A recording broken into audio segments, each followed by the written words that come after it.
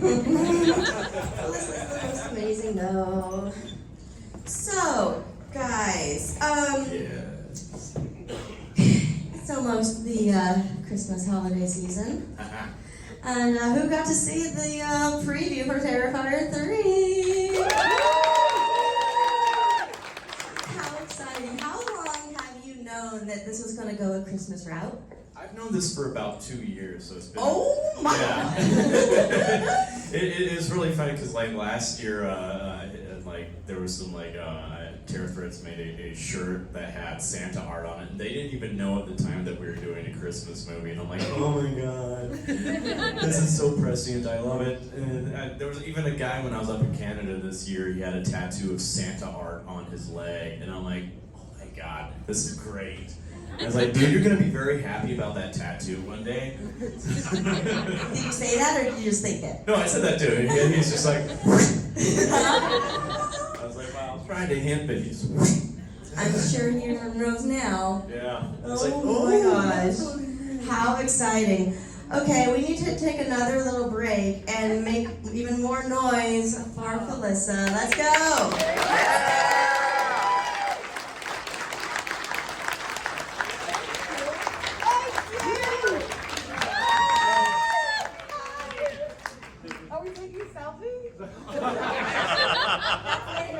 That's later. Yeah, hi, Summer. Thank you. Thanks for having me. Thanks, my lovely lady. Well, how lucky am I to be here? How lucky are we to have you here? Thank you so much. Thank you. Oh, goodness. You're blending in with Felissa, is that all right with everybody? How did you get involved in Terrifier 2? I pushed my way through. I was a huge fan of the first movie. I met David at Days of the Dead Atlanta several years ago, and I'm so obsessed with the entire group of people, Damien and the Fuzz on the Lens family. And I said, if you ever make a sequel, hi, my name's Felissa Rose, and I'll do whatever you want. Coffee, tea, or me. No, and then Davey, probably did, I was drunk. And then he did call and said, I had this cameo, it'll be fun, and come out to New York and play with us, and I did, and it's been just a beautiful adventure hanging with everyone. Thank you. And Rick, what about you? How did you get involved? I first want to say this, I'm just so honored to be with these guys. You know, I have my mass business, what I do, and these guys are the stars. But I do want to say one thing about Felissa, and I always tell her this, and whenever I tell her this, she always gets emotional. But I used to play poker for a living, so I observe everything, and I'm across from her for this weekend, and the way she treats her fans, she is one of a kind. There's no one like her. And someone came in my booth after they had it, and they were legitimatly crying. And I said, "Are you okay, hon?" And they're like, "Just Felissa's made my holiday." And it's like, it means the world to me. She's amazing. Give her a come on, give her. I appreciate that so much. And I have to say, you're unbelievable. I love you. I love, your energy, your passion, everything about you. And David is the nicest actor always in the room. I don't have to say this because we all know it, but truthfully, I sometimes pinch myself, I can't believe it, because you are such a sensational person and actor, and one day we won't be able to get near you, because when you get that Academy Award, we're all gonna be like, remember that panel we did in Chicago? We were with them. And he deserves all the accolades and more. I should have said something about David too. My bad.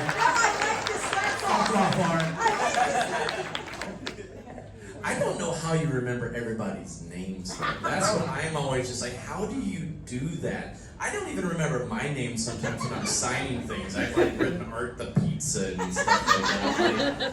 Oh my god. I blinked on your last name. Did you see it? Catch that? that? I saw that. I was like David. Well, what happened is I'm used to you both, David and Damien, and I introduced you as such. I don't use your last names, and then I realized that that's not the case this time. Yeah. It's David and Rick. So I had to and remember what's going on. Yep. Brain farts are fun. I know, right? Before we continue, we need to make a very special announcement. This is not that, no one knows. It's about to be your birthday. Oh God. What, did you cry yourself? I don't want to age anymore. He's a handsome young man. Can we all sing around and happy Let's birthday? do it. Happy birthday for David. Everybody up. Everybody get up. Here we go. This is for David. Come on. Let's go. 3, 2, 1. Happy birthday to you. Cha cha cha. Happy birthday to you. Cha cha cha. Happy birthday to you. On the clown. Howard Thornton. Happy birthday to you.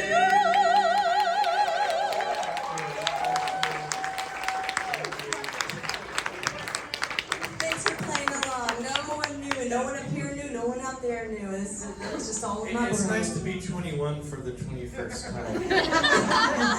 21, I basically. wish. Seriously though. Everything hurts now. Everything's been hurting for me since I was 21. Golly, you're just now feeling that? Okay, can we please discuss, since it's also the Christmas season almost, the mean one?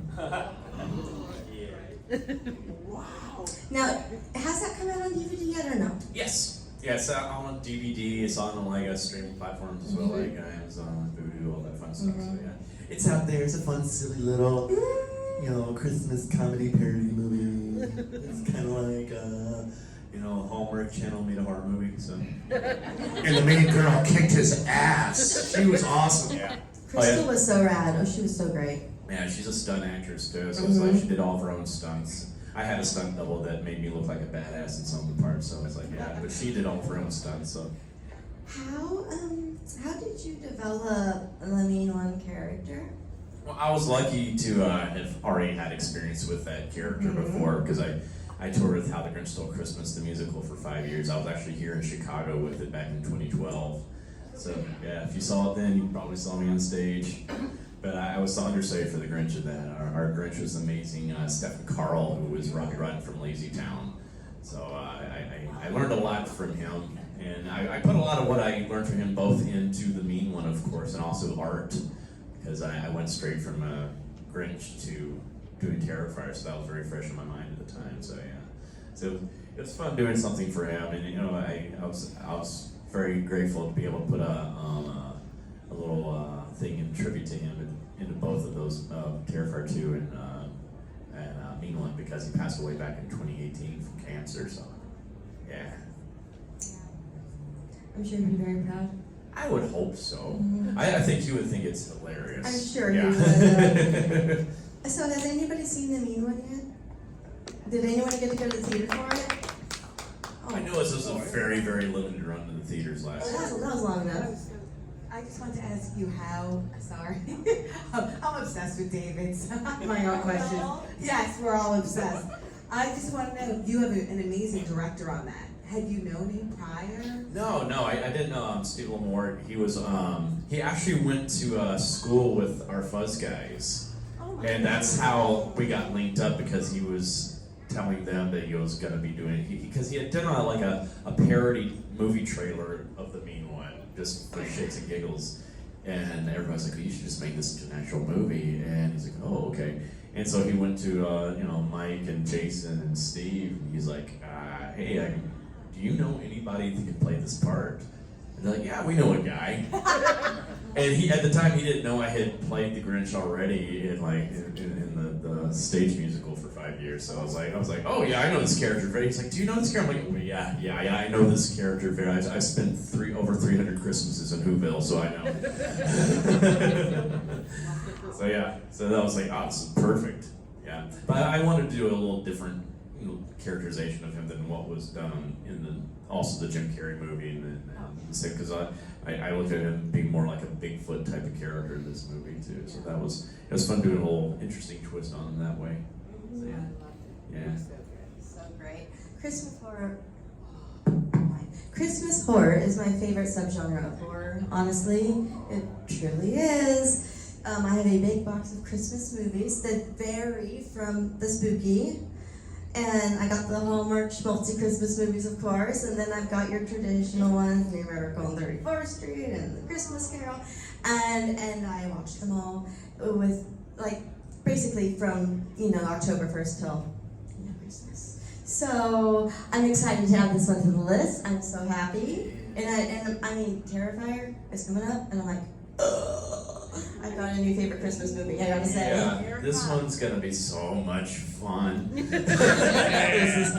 I am so excited about this movie. Have you read the script already? Yeah. Oh yeah, We won't tell anybody.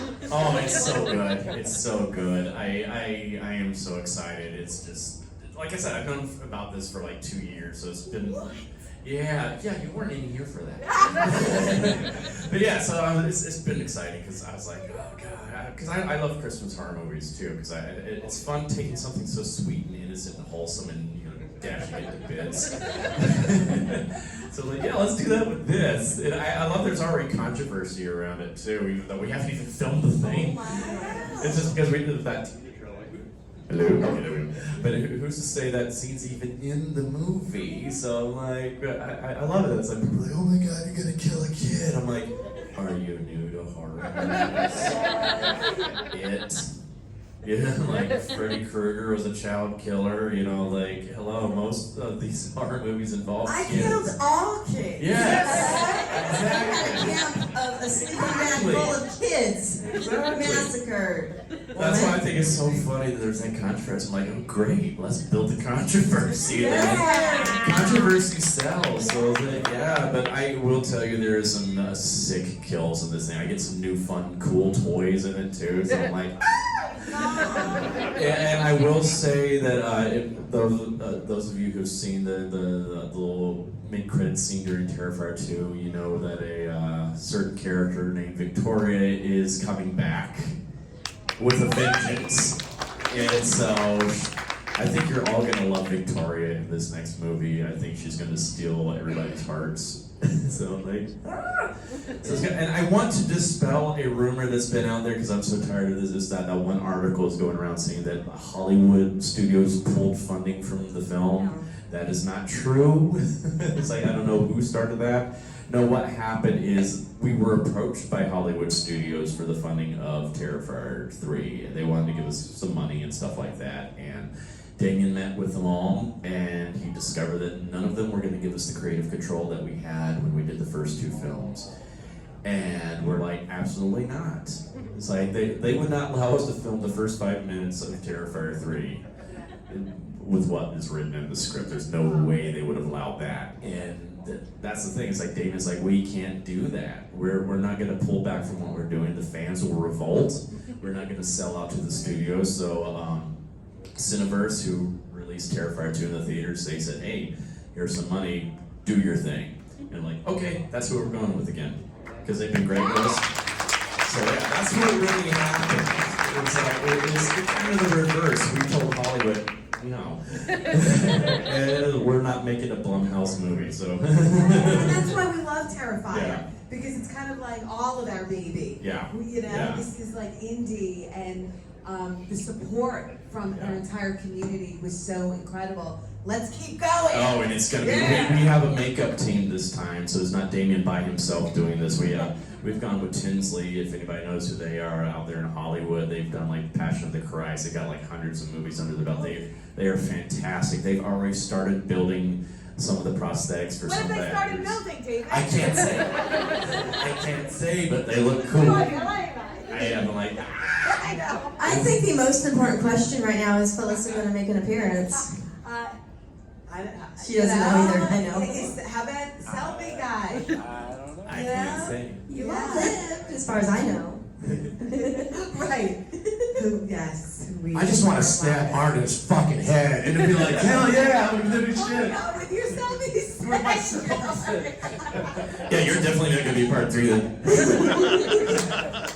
Selfie guy doesn't need a selfie stick, I'm just saying. Could I say one thing? Me and Damien, always talk about movies, and our favorite Christmas movie, and it's to do with my father passing away, like for the holidays. Chevy Chase and Christmas Vacation is my favorite, and it's Damien's too. So I'm hoping he has a little piece of Christmas Vacation hiding in there somewhere, So I'm sure he will. So Art just comes out shitters full. I'm hanging out with Randy Quaid, doing shots. That is a Christmas movie we didn't know we needed. So let me go to you now, Rick.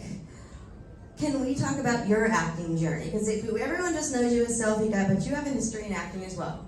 Yeah, so when I was younger, I was a jock. I played semi-pro baseball. Then I went into, I started doing like short films. I wanted to be like the next Tarantino. And then I started poker for a living, and I DJ'd. I was in the bar business. So I kind of just messed around with everything. And then basically I'm friends with Damien, and he put me in the movie. And then it's so funny that, again, I make hockey masks for a living. That's what I do. I love it. I wake up every day and it's like, I get to make hockey masks. I love it. I'm blessed.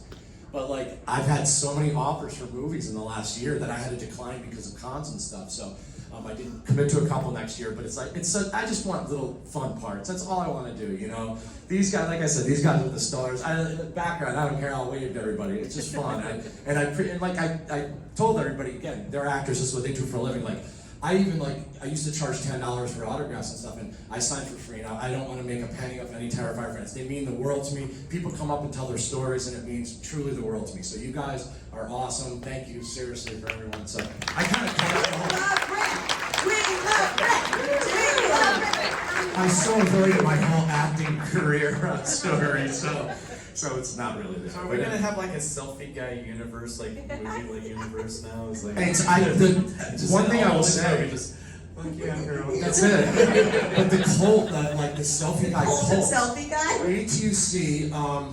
There's so many things I can't say, but for Black Friday, there's so many things coming out. It's like I have this whole cult following, and I'm not wearing red hats, though. I know that. So I promise. But oh no.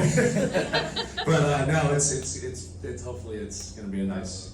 The funny thing is, we joked around, Damien and I said, in the one theater where we knew he was doing the showing at, where it's like, what we should do for the one theater where Rick's gonna go see it is actually pull his little bit out of that movie, just pull 25 minutes ago, and that whole crowd of people there waiting for him, and he's like, wait.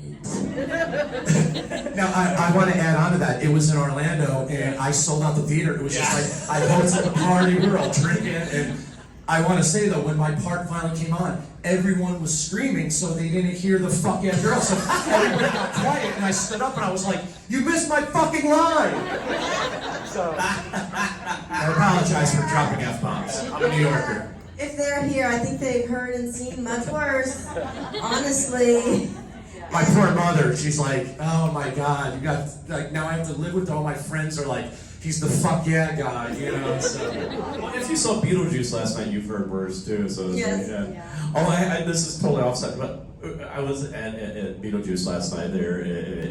How was it? Oh, it was fantastic. It's fantastic. It's only last night's tonight, I think, here, but there was this family sitting right next to me, and they had a little 2 or 3 year old girl. I don't think they realized that it's got a lot of adult subject matter in the show. And there's this one line about prostitution in the show, and the little girl next to me goes, "Prostitution!" I could not stop laughing for 5 minutes. It was just and the parents were just like, oh God. So anytime they had other lines like that in the show, I was just turn to my friend during the movie, I was like, orgy! I was waiting for this girl to yell that out too. I loved it. I was like, this is great. Live theater, y'all. Live theater. It's the best. And that's why it is the best, because every performance is different. Yeah. Actually, the guy playing Beetlejuice last night, he did a little improv out there, and he ended up cracking himself up. I can't remember what had happened exactly. He got himself, and he's just like, oh God. I was like, yes, this is why I love theater. I flip that, reverse that. I love live theater, not live love theater. Coffee. Let there be light. Thank you.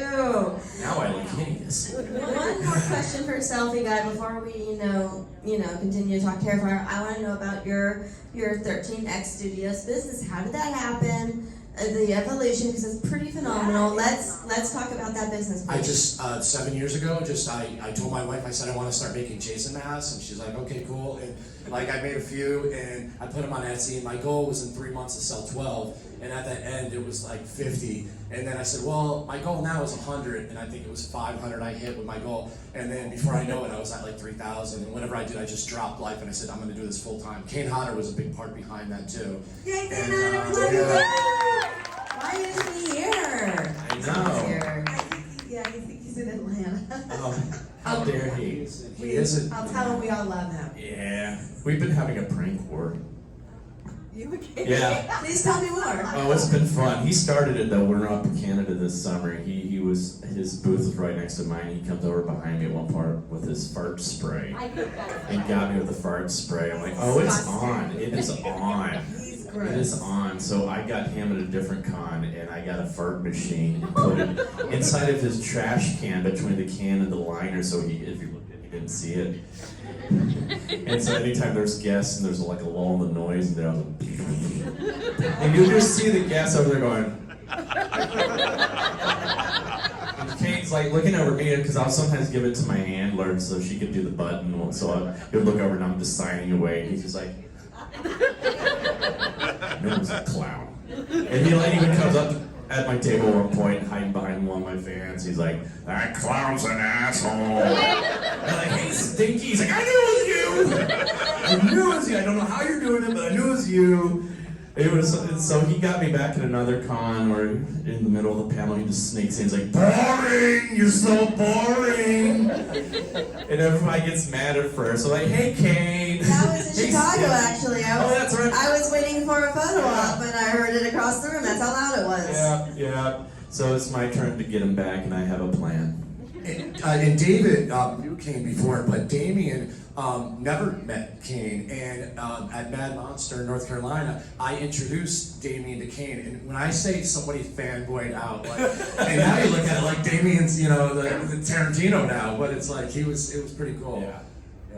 I was just gonna say we all fan. I still I fangirl so hard all over him all the time. It's know. weird. I You never have to say, imagined. right? It's crazy. I never imagined I'll be in a prank war with Jason Voorhees. Right. If you had told myself when I was like a kid that I would be doing, I'm like, no.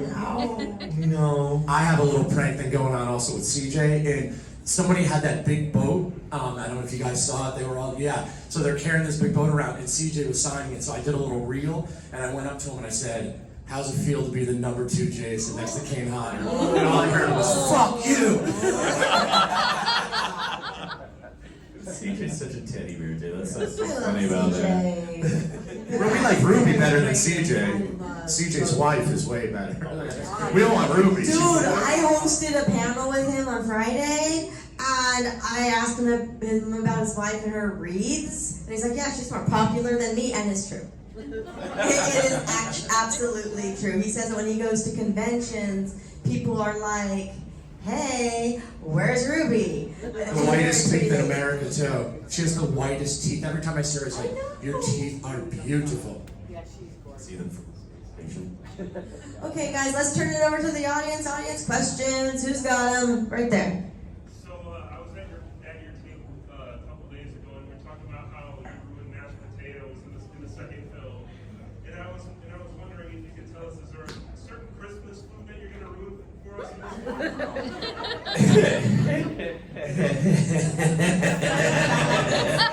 Let's get in there. Yeah. Is there anything? Maybe. I'm ruining Christmas for a lot of people next year. In so many different ways, so yeah. We're making it better. That too. I'm just saying. No, yeah. I have to go see Thanksgiving though this week though. Because I'm like, I want to make sure that we're not doing anything they're doing. So I'm like, oh God, no. But I can't wait. That's all right. You guys are so creative. If you had anything planned, you will easily change it. Damien, he's great. I mean, because we had to do that with Terrifier too, because we had our original ending with Victoria.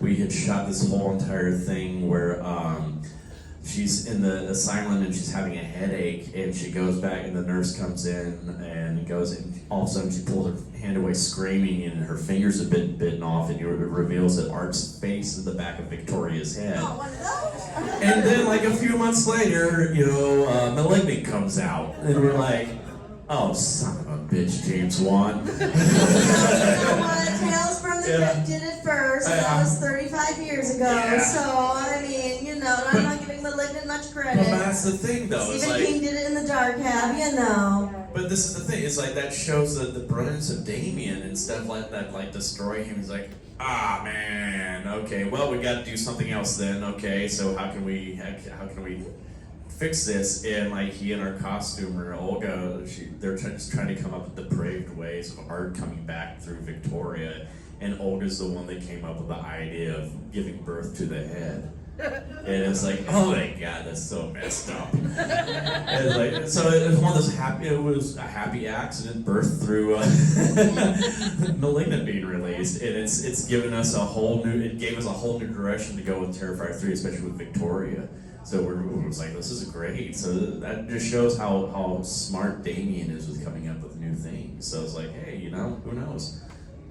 He's brilliant. And we all got to work with him on a new movie called Stream. That's right. Coming out soon. Yeah, that's gonna be And fun. a few people like Tony Todd and Jeffrey Combs, Danielle Harris, Dee Wallace, Dave Sheridan, Daniel Roebuck. Danny Roebuck, Tim Reed, I think it's around the spring it's going to be released. Okay.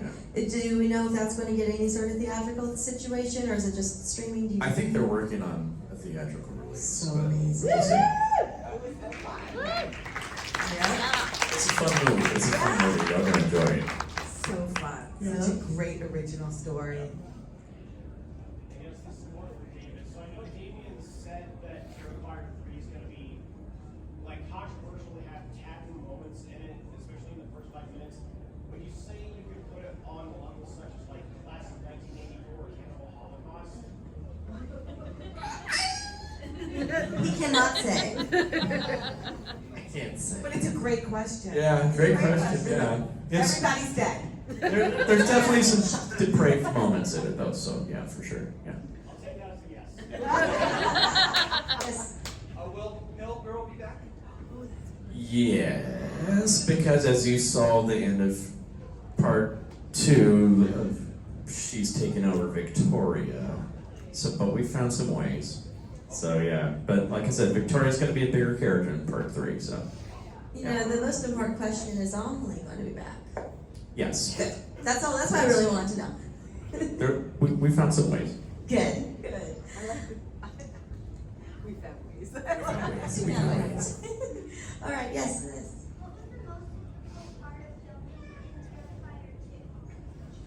Oh boy, I would say, gosh, just dealing with COVID for one. That was kind of hard because we had to stop filming for a while because of COVID.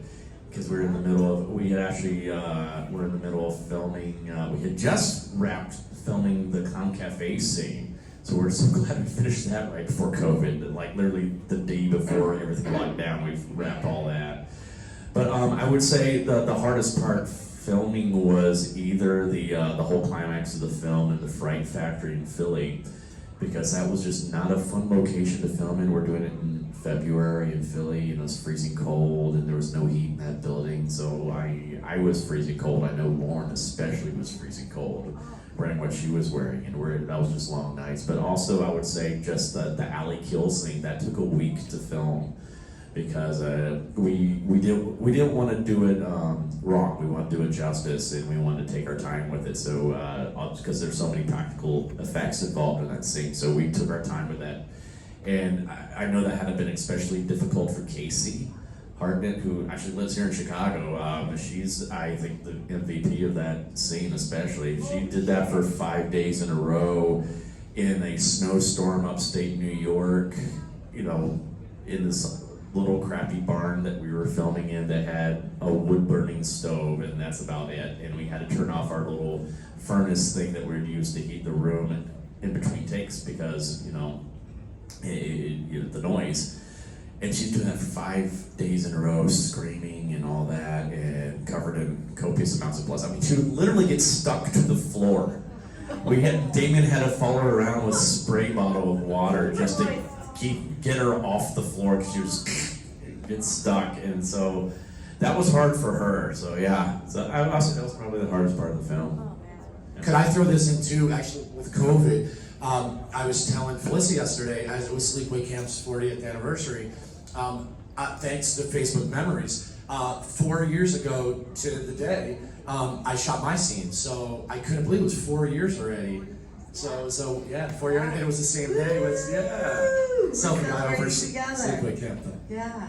Yeah, I Those know are long November. ones, I did Terrifier 2 November of 2019. So yeah, that was. I think you were a Where week you're before posted. us, so yeah. Right It was, before, yeah. In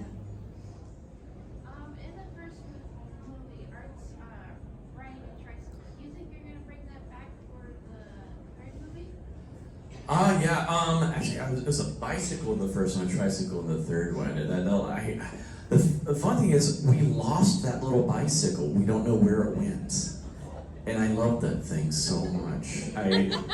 That night was the goofiest night I think we had on set. I think we were also delirious at that point too. But it was when you see me crashing the stairs, that was real. They just decided to keep that in the film because I was constantly falling off that thing. Because it's like I'm 6'2" and I had those big huge shoes on and trying to on this little tiny little bicycle. It's just like, oh my god. And then that floor was slick too, so I would be just spinning, and I'm like, I'm not going anywhere else. Fall to the side, and so that was fun. I mean, I can't say if we're gonna bring it back in part 3, but I would love to progressively just change types of transportation. It goes from 2 wheels to 3 wheels. I'd love to eventually bring in maybe a unicycle into one, and then just a pogo stick, no wheels. It's I think it'd just be funny. I like him on little things like that. You know, Leprechaun killed someone with a pogo stick once. Yeah. Definitely. Yeah. I'm on pro pogo stick here. Yeah. So who knows? Maybe. Now, I have a question about Terrifier 3, and I know you can't answer, but I'm going to ask it anyway, okay? We got a Naked David in part 1, and we got a Naked David in part 2. Are we going to get a Naked David in part 3? please, no. Come on, T baby, I did it. And You is, can do it. and is that where the stocking is going to go? Oh no. Oh no. The Yule log? Oh my god. I think I might have renegotiated my contract for 3. You didn't stunt pay for that. Yeah, I can't say, but I don't think you're gonna get Naked David this time, so sorry. I call you bluff. But who knows, maybe. You never know. Everyone should message Damien and say, "Oh, we heard that David's going full throttle." He said it at Days of the Dead Q&A.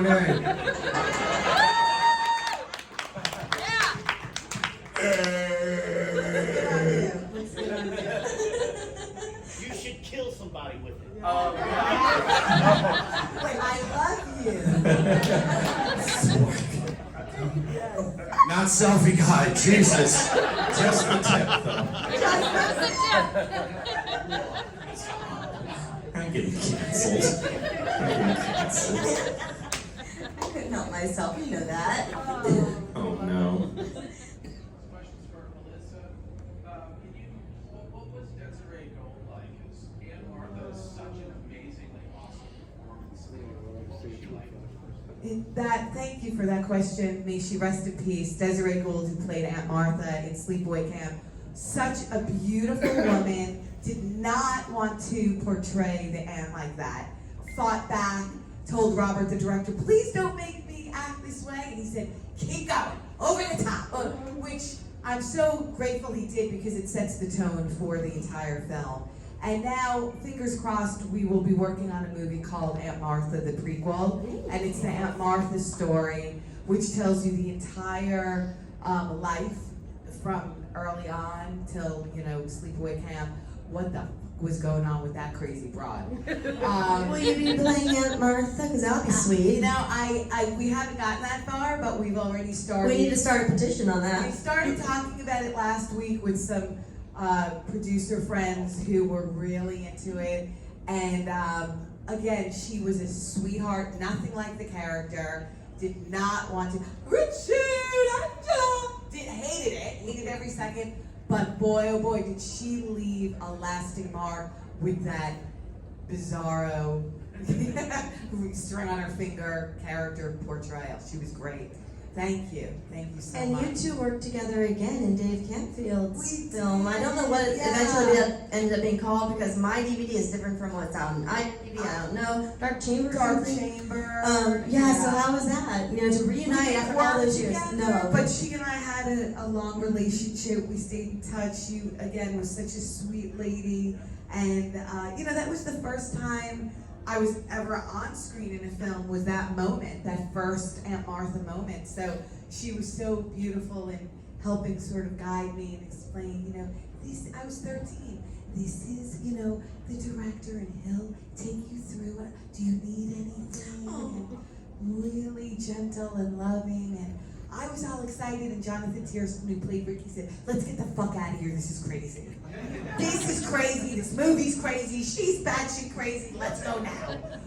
We haven't shot anything, let's leave. And I thought, this is really fun, let's keep going. So yeah, it was such a great joy to work with her.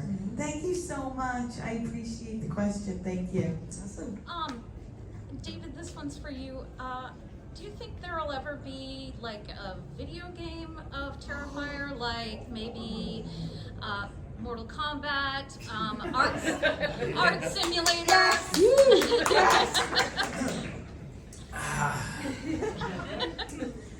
I would love that because I'm a big gamer myself. So I think Damien's been approached by some people. I don't know per se, but I think there are some irons in the fire right now for some things, but I can't say what. But I know there's a lot of people also want Dead by Daylight. One. I need coffee. But yeah, Mortal Kombat. Oh my God, that's what I would really love because I'm a huge MK fan. I've been playing the new game recently, and I'm like, because I know they put a lot of horror characters as DLC characters. I just finished playing Omni-Man in there, which I thought was so much fun. It's like, oh, he's great. So I would love, you know, for Art to be in Mortal Kombat eventually. I think he would be, especially if they did him like the Joker, like a character in the Injustice games with all these, just pulling out different like prank props and stuff like that to kill people with, which would be fun. So who knows? But I think there's some possible other ideas floating around there too. So I can't say. But I mean, stay tuned. Maybe in the next few years, you might see something. Wink, wink, nudge, nudge. But, yeah. Wow. Yeah. Do you think that exploring the origins of Art the Clown would be something that would be worth looking into in the future, or do you think that it would be better to keep it a mystery, as in like what John Carpenter was doing with Michael Myers? That's a good question. Yeah, that's something Damien would address more, but I would like to take like a Joker type of approach to his origins, like how you know how the Joker became the Joker, where he was like the Red Hood and stuff like that, but he didn't necessarily know who the Red Hood was. So, but this is all up to Damien. But I mean, I know a lot about Art's background because that was one of my main concerns when I first took on the role. The first day I was in the makeup chair, I'm like, Damien, tell me everything about who he is, what drives him, blah blah blah blah blah, and it's something we've just been cultivating together. Now, if we ever bring all of that to the screen, I don't know. I know Damien likes to keep a lot of it a mystery because it just keeps people interested and invested. You know, it's like you don't want to just tell everything all at once. You want to keep stringing people along, keep them interested and stuff like that. So we might get there eventually. Yeah, we're gonna hook him up with Aunt Martha. That's a double trouble whammy. That makes that scene in part 1 make so much more sense. How much of part 2 was sort of planned out while you were doing part 1? Because like some like the more supernatural elements that show up in part 2 didn't seem like they were in part 1, and I just wondered how much of that was planned out. A lot of this was planned out after we finished filming part 1. I mean, we had different ideas when we were filming part 1. We were always spitballing ideas and stuff like that. But I know, for one, the Sienna character's been a character that Damien has had in his head before he even had art in his head. He actually wanted to bring her to life in a different movie that never came to light years ago. So that's a character he's always wanted to bring to life. So now he's so excited he's gotten to do that. I mean, we've got such a great actress playing her too. So it's like Lauren is fantastic. So,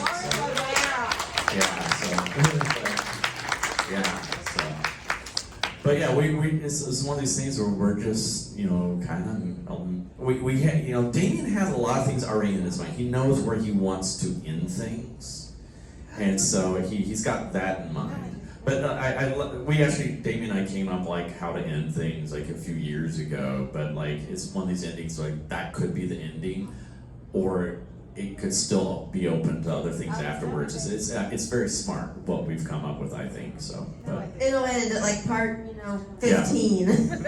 so, but it's like we're Like still a witchcraft series and run to part 25. Yeah, but we know where we want to go, but we're still discovering things as we go along and stuff like that. So because I know he doesn't want to just wear out the welcome on the character and stuff like that. He wants to keep it true. Terrifier 15 selfie guy and the teacher. That one. Gotcha, girl. They were married the whole time. What's going on? I snuck out to the clubs that night, though, when you were sleeping. You know I was in that club. and then they have a child, and then Art comes after the child, just to piss off the audience even more. Exactly. Art the Clown is so expressive, and you can really tell how he's feeling. What is that process like for you? It's a very natural, organic process for me because I've always been a very expressive person, and I kind of realized last year where it all came from. I had always said it was just because I had this love for great comedic actors, and I did a lot of physical comedy growing up. And there's Michael Myers. But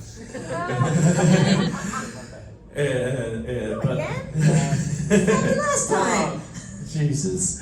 But I really realized where it came from. I was at my cousin's wedding last year, and my aunt Wanda, my mom's middle sister, is deaf, and I never really learned a lot of sign language because my aunt is very good at lip reading. And so she's very expressive with her face, and so like when we interact with each other, everything's very exaggerated and everything like that. And so I was having a conversation with her at the wedding, and I'm like, oh my gosh, this is where it all comes from. It comes from my aunt, and this is amazing. And I was like, oh, this makes so much more sense now. So that's really where it comes from. So you can thank my deaf aunt for that. If Damien let you guys write a scene for Terrifier 3 or read your scripts, if you could think off the top of your head, what would you write for the scene? There is a kill scene that I am dying to do one day that I came up with years ago, and it's based on a bit from Duck Soup.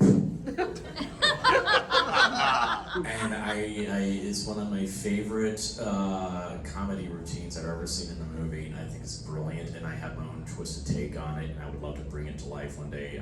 It's not going to be in part 3, but I hope. I already told Damien, like, I'm not giving up this character until I can at least do the scene one day. So, So David, so it's kind of a two-part question. So considering how popular Terrifier is, especially now, what level of independence do you feel like you're on? Still kind of at the beginning or higher? And the second part leading into that, considering how many independent films come out all the time, why do you think this, out of literally all of them, kind of sparked this whole popularity? like, so what was the first part again? I'm sorry. So, considering how popular Terrifier is now, how far of a level of independence do you feel you're on compared to when you first started? I think we're even more of on another level of independency now because we have a bigger budget, so we can do more of what we want to do. We're not as, I mean, we're still a little bit restricted, but we have a bit, like now we can have a makeup team help us, and we have have people helping us build sets and everything because we have a really big set piece we're gonna have to build for part 3. Really? What kind of set is that? Yeah. It's kind of cool, and I'm like, I can't wait to see how they construct this thing because that's gonna be interesting. What do they have to use to construct it?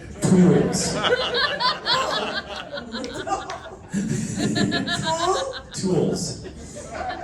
Tools. Okay. But and what was the second part? I'm sorry. It was like considering how many independent films have come out that have like this extreme gore level and all this stuff. Mhm. Why do you think yours, out of literally the hundreds of thousands that come out every year, is what sparked all this? I think it's just we just captured lightning in a bottle somehow. But I mean, I think it's because, for one, Damien's a true fan of horror films. He has been a fan since he was like 2 or 3 years old, and his mom took him to see horror films. And he's got like an encyclopedic knowledge of horror films. So he makes the type of movie he wants to see on himself on screen. He's a true fanboy. And he puts the amount of effort as he can. It's just like, he is like Kubrick at times. The level of detail he goes into, where I've learned to trust his badness, because sometimes, like, dude, we've got to keep moving. And he's like, no, he's like, he'll just move his prop piece because he knows exactly how it needs to look on camera. He's brilliant. He's got a brilliant mind. But I think it's just, also, he does what he wants to do, and he doesn't, take everybody out. He's like, I'm gonna do this. I don't care. I don't care if it's gonna cause controversy or something. I'm gonna do it. Let's push the envelope. Let's keep seeing how far we can go with things. And he's very innovative in that way. But I think he's also just created some really cool characters that people love. It's called Art the Clown. Sorry. But yeah, but that's part of it. I think it's like art. it's Because of art and what we've done. But I look at art as being, that's how I kind of approach him. He is like he's the love letter to slashers. There's a little bit of every slasher icon inside of art. And I think that's why people like him so much. He's got the silent, vicious nature of Jason and Michael Myers, but he's also got that great charismatic personality of Freddy and Chucky, and he's got the sadistic side of Pinhead, and it's just like he's everybody inside of him, and I think that's why he kind of resonates with people. There's a rumor floating though that I'm just gonna tell you. Damien told me this. Nobody go online and say this, but I'm gonna give you a spoiler. Terrifier 4 is gonna end, and like Art the Clown is gonna strip down, and it's really Bill Murray. It's not good. Everyone's gonna be like, what the fuck? Like the Crying Game, right? Remember the Crying Game? I remember the But Crying it's gonna be Bill Murray's character from Caddyshack. Damn goofers. So all those autographs you're getting right now from David, they're gonna be. Not Bill Murray. Yeah. Why is he called Art the Clown? He's a mime. He is not a mime! Do not use the M word. How dare you? No. Bad. Get out. No, I'm kidding. But no, I always like to clarify this with people because he is definitely not a mime. He is a silent clown, like Emmett Kelly Jr.'s character, or like Harpo Marx, even though he didn't have makeup on, he was a silent clown. Or Mr. Bean, he's kind of a silent clown as well. The difference between silent clowns and mimes are silent clowns use props. Mimes do not. They pantomime everything, hence mime. So that's the difference. That's a key difference between the two. So yeah, there you go. The more you know. All right, 2 more wrap-up questions, okay?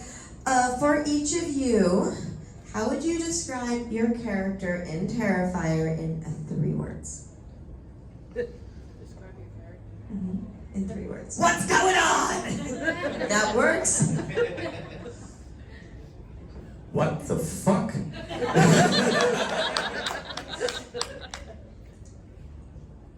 Fucking legend.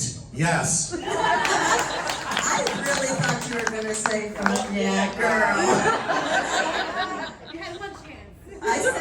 do it, see? I'm gonna stick to my hockey mask. Way to go, McFly. Rick, Jesus. Okay, the last question. Can we get a selfie? Sure, let's do it, let's do it. Thank you guys for coming out today. Thank you. Terrifier, that's the best. Guys, stand up. We're getting a selfie.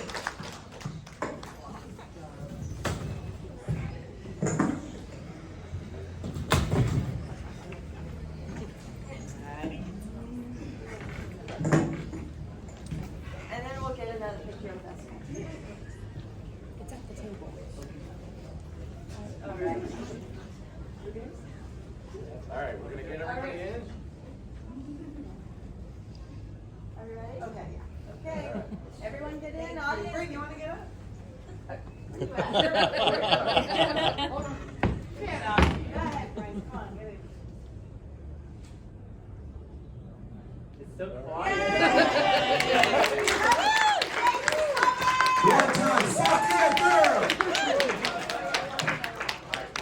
Come on up here. Okay, well done.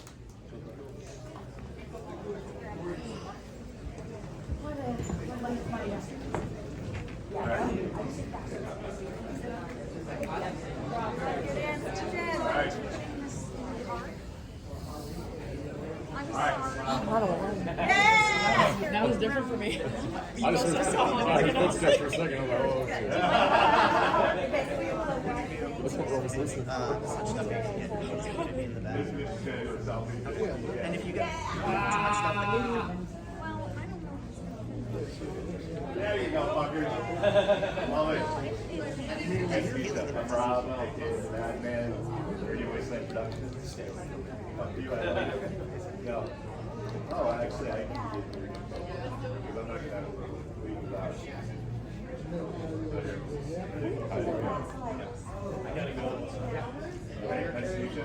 Thanks. We'll definitely talk soon. Yeah. No way. Let's just go back to the Sure. Love you. I'm gonna drop there. Summer, I love you. Come to talk to me. I will. When do you leave for today? I love you.